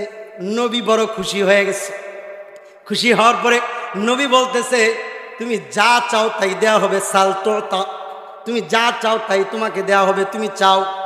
সাহাবী বলে, ইয়া রাসূলুল্লাহ, ইয়া হাবিবাল্লাহ, আমার চাওয়ার কোনো জিনিস নাই, আপনি আমার সাথে আছেন, আমার সব কিছু আছে, আর কোনো কিছু লাগবে না। নবী তিনবার বলছেন। বলার পরে সাহাবী বলতেছে, ইয়া রাসূলুল্লাহ, আমি চাই, ইন্নী আসআলুকা মুরাফাকাতাকা ফিল জান্নাহ, আপনার সাথে আপনার পাশে জান্নাতে থাকতে চাই। সুবহানাল্লাহ। সাহাবীরা জান্নাতেও থাকতে চাইতেন নবীর সাথে। নবী বলছেন, বেশি বেশি সিজদা দাও, নফল পড়ো, জান্নাতে থাকতে পারবা। সুবহানাল্লাহ। তো আবু দাহদা বলে, ইয়া রাসূলুল্লাহ, ইয়া হাবিবাল্লাহ, ওই অফার কি শুধু ওই ব্যক্তির জন্য না আমার জন্য? নবী বলতেছে, অফার এটা সবার জন্য। আচ্ছা, যেই কথা সেই গাছ। ওই লোক তো আল্লাহর নবীকে খেজুর গাছ না দিয়ে চলে গেছে। আবু দাহদা গোপনে গোপনে গোপনে গোপনে একটা কাগজ হাতে নিয়ে ওই ব্যক্তির বাড়িতে গেছে। গিয়া বলতেছে, নবী তোর কাছে গাছ চাইছে, দিলি না, টাকার বিনিময় দিলি না, জান্নাতের বিনিময় দিলি না, কিসের বিনিময় দিবি বল তুই? আমি দিমুই না এটা। আচ্ছা, আমার যে খেজুরের বাগান আছে তুই জানোস নি? হ্যাঁ জানি তো।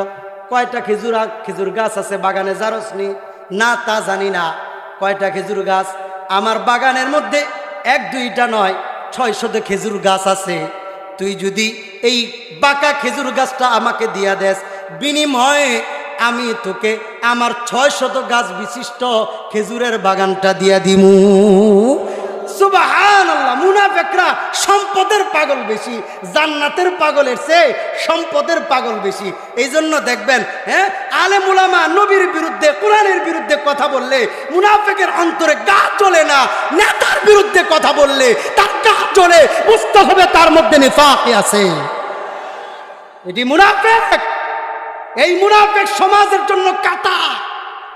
এই মুনাফিক যতদিন পর্যন্ত কাঁটা হিসাবে থাকবে ততদিন পর্যন্ত ওই সমাজের মানুষ শান্তিতে থাকতে পারবে না। আল্লাহ মুনাফিক থেকে দেশকে হেফাজত করুন, সমাজকে হেফাজত করুন, পুরা বিশ্বের মুসলমানদেরকে হেফাজত করুন।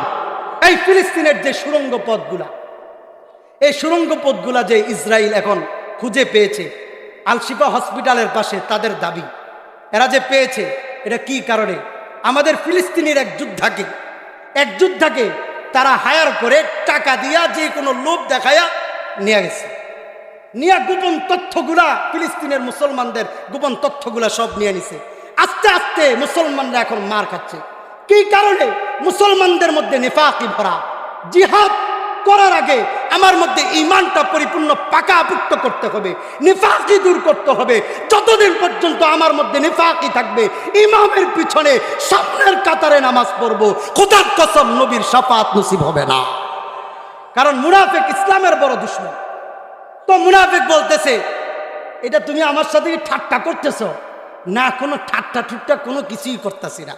তুমি যদি বলো আমার 600 গাছ বিশিষ্ট বাগানটা তোমারে দিয়া দিব, বিনিময়ে তুমি আমার এটা দিয়া দিবা, হ্যাঁ দিমু, সমস্যা নাই, তবে কথাই বিশ্বাস করি না, লিখতে হবে।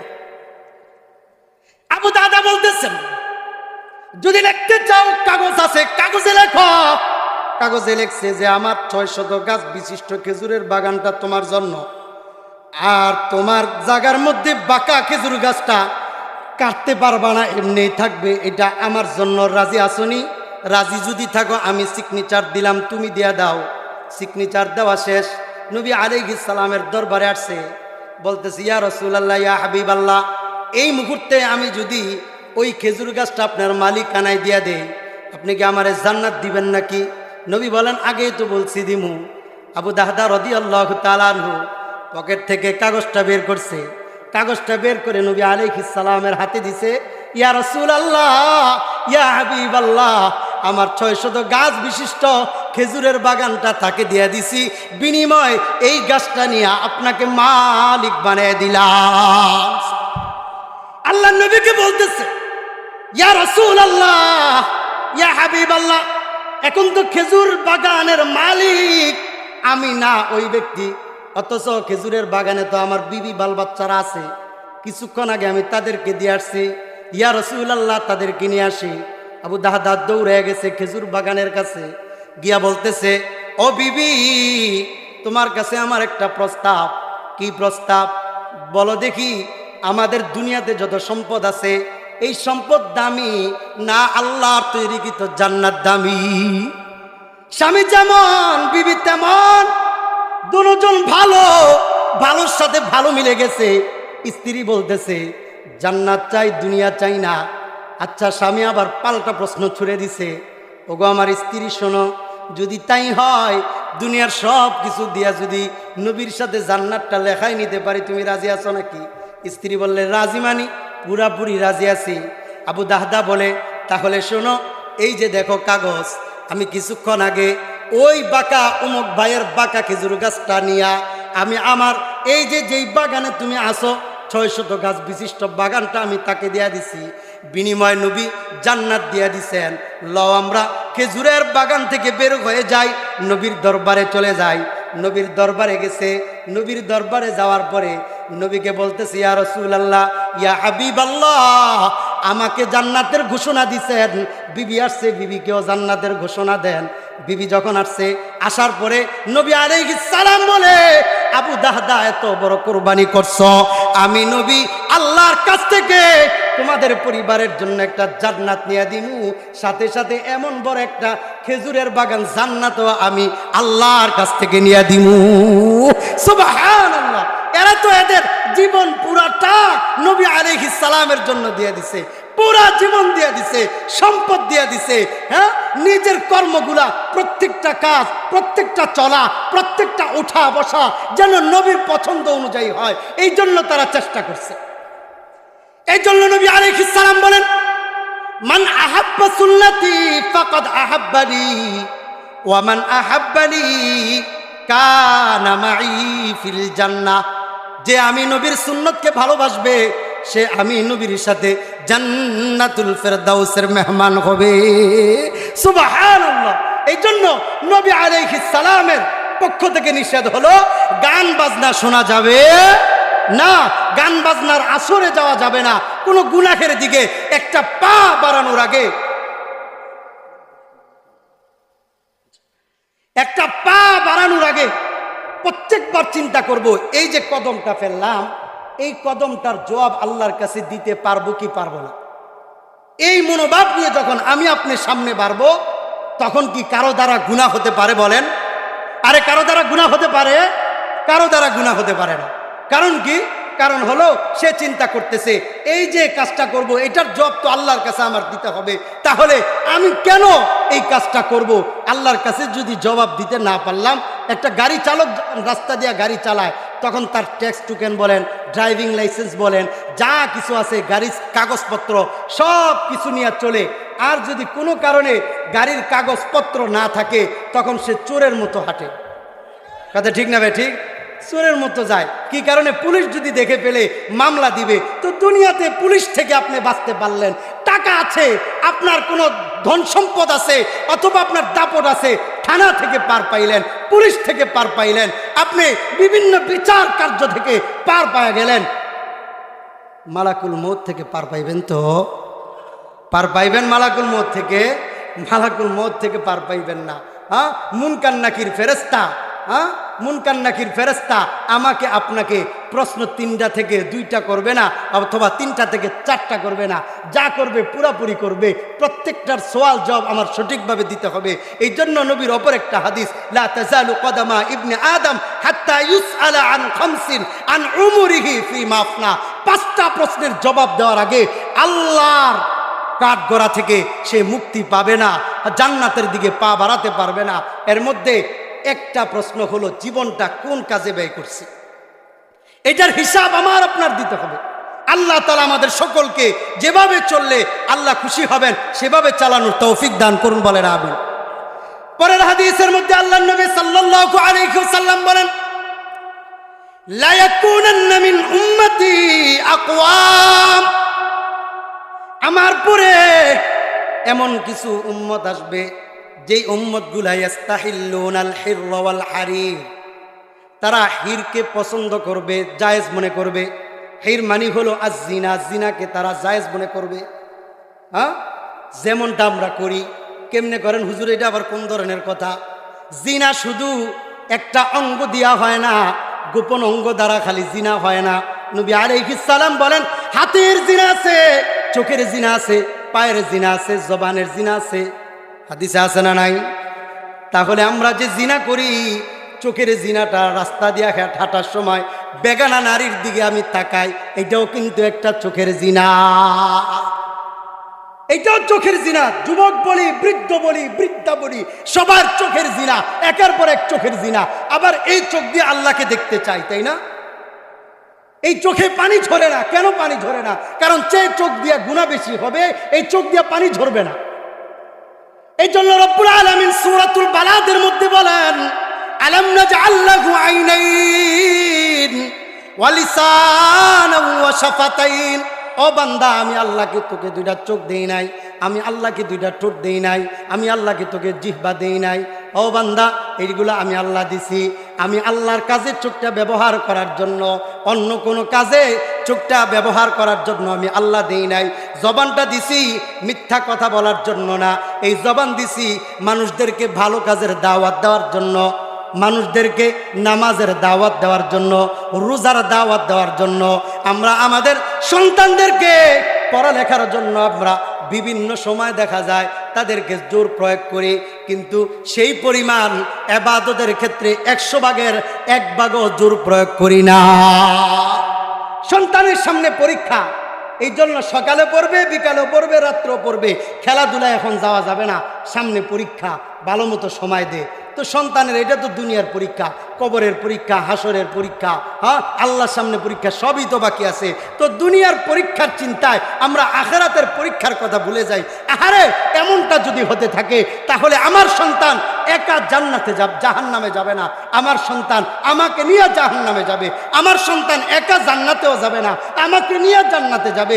এই জন্য আমার আপনার সন্তান যেন আমলের দিকে ধাবিত হয়, নামাজের দিকে ধাবিত হয়। আহারে, আল্লাহর নবীর একজন সাহাবী ওয়াসিলা ইবনুল আসকা রাদিয়াল্লাহু তাআলা আনহু, ওনার সন্তান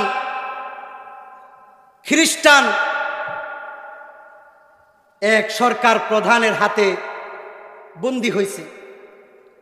বন্দী করে তাকে রোম দেশে, ইটালি রোমে নিয়ে গেছে। বাবা বসবাস করতেছে মিশরে। তো মিশরে বসবাস করা অবস্থায় বাবার একটা চিন্তা, বারবার একটা ভয় পীড়া দিচ্ছে। এই ভয়টা হলো যে আমার সন্তান তো খ্রিস্টান কারাগারে আছে, তো সে কি সময় মতো নামাজ পড়তে পারতেছে? সময় মতো কি নামাজ পড়তে পারতেছে? একটা ভয়। আমরা একটু এদিক সেদিক তাকাচ্ছি, একটু বিরক্ত হয়ে যাচ্ছি, তাই না? হুজুর চলে আসছেন। হ্যাঁ, হুজুর কিছুক্ষণের মধ্যে আপনাদের কাছে আসবেন। এই যে আমাকে একজনে কানে কানে ইসরাফিলের সিঙ্গা ফুক দিল না, কি জন্য দিছে জানেন? বলছে হুজুর চলে আসছে, আসলে সাইরা দিয়ে। বুঝাইতে পারছি তো? আমিও অপেক্ষায় আছি ইসরাফিলের সিঙ্গার ফুক 3 নম্বরটা কখন আসবে। আমিও নাইমা যাবো, আপনারা বিরক্ত হয়েন না, জোরে বলেন আল্লাহু আকবার। একটু হাতটা তোলেন না, হাত তোলেন, হাত তোলেন, জোরে বলেন আল্লাহু আকবার। আরো জোরে বলি আল্লাহু আকবার। আল্লাহ কবুল করুন, বলেন আমিন। যাই শুনেন, বাকি ফইন্নির ফুত হইয়েন না। আল্লাহ সহি বুঝ দান করুন, বলেন আমিন। কি কইলাম এতক্ষণ? কি কইলাম? হুজুর আয় বলছে এটাই তো কইছি, এটাই তো, এইটা যেই লাও সেই কদু। আচ্ছা যাই হোক, আল্লাহ আমাদেরকে সহি বুঝ দান করুন, বলেন আমিন। তো বলতেছিলাম, মনোযোগ সহকারে শোনেন, আমাদের অভিভাবকরা মনোযোগ সহকারে শোনেন। ওয়াসিলা ইবনুল আসকা রাদিয়াল্লাহু তাআলা আনহু, উনি বসবাস করতেছেন মিশরে, ওনার সন্তান হলো ইটালিতে। তো স্বাভাবিকভাবে তখনকার রাস্তা প্রায় 5900 কিলোমিটার দূর। মিশর থেকে ইটালি 5900 কিলোমিটার দূরত্বের রাস্তা। তো নামাজের সময় যখন হয়ে যায়, ওয়াসিলা ইবনুল আসকা রাদিয়াল্লাহু তাআলা আনহু উনি মনে মনে ভাবতেছে, আহারে আমার সন্তানের নামাজের সময় হয়ে গেছে, সন্তান কি নামাজ পড়তে পারতেছে? এই ভয়ে বাবা খালি চিন্তা করতেছে আর মনে মনে বলতেছে, সন্তান যদি আমার ঘরে থাকতো তাহলে তো সন্তানকে আমি বলতাম, এই নামাজের সময় হয়েছে, উঠ বাবা, আজান দিয়ে দিছে, উঠো। হ্যাঁ, এখন সন্তান নাই, কার কাছে কমু? কিতাবের মধ্যে লেখে ওয়াসিলা ইবনুল আসকা রাদিয়াল্লাহু তাআলা আনহু নামাজের সময় যখন হয়ে যায়, ঘর থেকে বের হয়ে মরুভূমিতে চলে যায়। মরুভূমিতে গিয়া আকাশের দিকে তাকায়া বলে, কদ হানা ওয়াকতুস সালাহ, কদ হানা ওয়াকতুস সালাহ, নামাজের সময় হয়ে গেছে, নামাজের সময় হয়ে গেছে। এই বইলা বইলা 3 বার চিৎকার মারে, 3 বার চিৎকার মাইরা ফজরের সময় চলে আসে। জোহরের আজান যখন হয়, বাবা আবার মরুভূমিতে চলে যায়। মরুভূমিতে গিয়া আকাশের দিকে তাকায়া বলে, কদ হানা ওয়াকতুস সালাহ। আবার আসরের সময় বলে, কদ হানা ওয়াকতুস সালাহ। মাগরিবের সময় একই ঘোষণা, এশারের সময় একই ঘোষণা। ঘোষণা দিয়া আল্লাহর কাছে হাত তুলা বলে, ও দয়ার মালিক আল্লাহ, তোমার কাছে আমার একটা ফরিয়াদ, সন্তানকে তো আমি এভাবে বলতে পারি নাই। আল্লাহ, আপনি আমার সন্তানকে নামাজের সময় সুন্দর মতো নামাজ পড়ার ব্যবস্থা করে দিয়েন। কিছুদিন পরে সন্তান যখন ফিরে আসছে, কারাগার থেকে বের হয়ে যখন আসছে, বাবা প্রথম জিজ্ঞাসা করছে, বাবা রে, তুমি কি নামাজ ঠিক মতো পড়তে পারছো নাকি?